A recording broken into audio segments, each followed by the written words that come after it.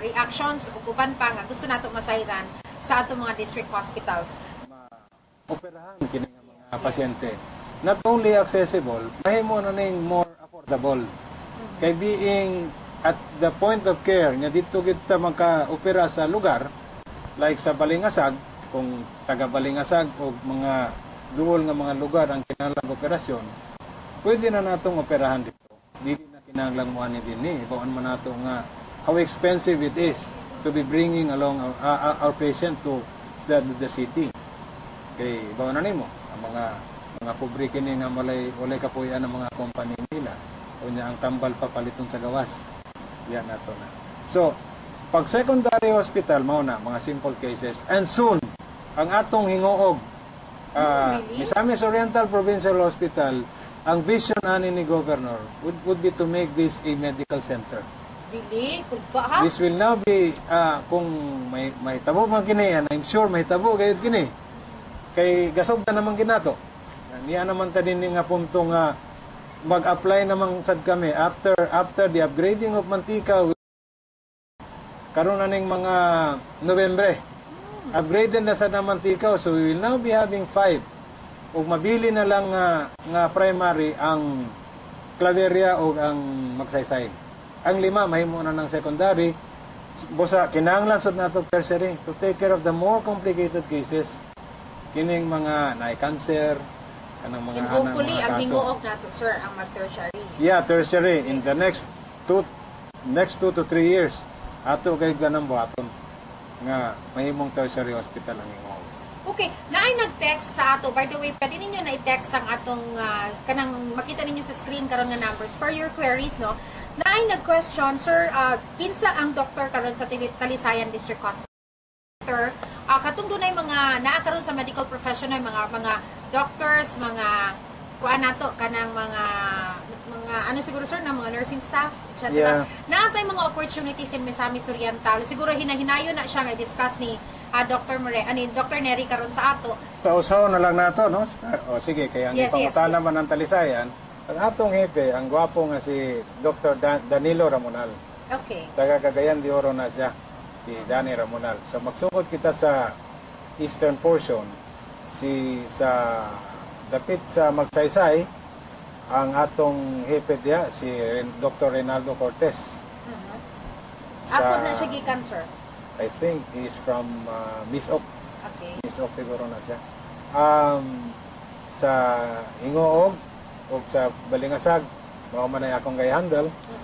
Ang Claveria under Dr. Ann Perez. Taga. And then we go to Initaw. Si Dr. Andrew Ong nga gikan sa una gikan na siya sa Del Monte Hospital. Out niya sa Manticaw si Dr. William Bernardo. Okay. Okay na ang atong mga hepe sa mga atong district hospitals. Yes. Ang atong naisgutan na subna naman lang nato, no? What is so very important sa development sa atong mga district hospitals is ang upgrading sa atong medical teams, no? We are very proud to say na kuan gyud kanang we have the best of group in Misamis in Cagayan de Oro nga gikan lugar gyud nga mga medical professionals nato from Cagayan de Oro and other parts of Mindanao nga naani-anhin na gyud dinhi sa Misamis Oriental, pero dili pa gyud siya kompleto. Naa pa gyud siya mga kakulangon, especially sa kaning mga espesyalista na gyud, no, nga naapag gihapon siya mga vacancies. Isasad na siya sa may sugutan ni Dr. Neri. Kaya importante sa kayo mag-in ka na siya. We offer the best package, not really the best, but I'm sure it's kuha na siya. It's enough for I don't know kung mas may siguro si Dr. Neri mag-istorya, no, kung unsang nga mga packages ang atong ma-offer sa atong mga medical professionals nato nga pwede mo sulod sa team sa Misamis Oriental. Sir, please. Yeah. Ang atong mga hospital karon naa na tay mga medical specialist ang tawag nila. Kini mga espesyalista sa mga lain-lain nga mga fields of specialization. Sa Hingoog lang naa na tay surgeon, naa na tay anesthesiologist, naa tay obstetrician, pediatrician, internist, o mga uban pang mga espesyalista. Kung mobisita mo karon sa Hingoog, makita nato nga katong White House bitaw. Yes, yes. Those who are from Hingoog, makita nato nga dako na gyud ang nabuhat nga renovation. Kini karon pabuhat kini sa atong gobernador para dinhi nato i-house katong atong mga medical specialist nga magikan pa dinhi sa Cagayan ug sa laing parte sa Northern Mindanao. Kung makita nimo, I think ang amenities na ni but all air conditioned room, ang mga murag hotel na gyud ang mahitabo nana. Pabutangan nato na cable TV, pabutangan nato na og mga refrigerator, mga siguro naasay hot and cold na shower para maingganyo gayud kining atong mga espesyalista to stay and work in our hospitals.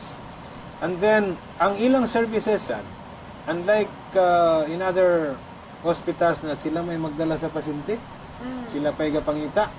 Usa makita nimo ning mga doktor nato gasibat-sibat sa government hospital kay madto sa private. Manaan pa nato. Now with PhilHealth, naa naman sila yung opportunity to also do their private practice in the hospital during their off duties kanang outside the office hours. Allowed man kini sa civil service magkuan sila. And then kining mga PhilHealth naman sad sila yung mga benefits ani in terms of professional fee. Unya ang atong buhaton kini karon kauban kini when we discuss this program, we are now trying to market our services para gayod ma-avail sa atong mga lumulupyo dinhi sa kay ang lain ang basic wala makabalo nga we are already performing thyroidectomy sa Hingoog. What is that, sir? Kanang sa thyroid ba?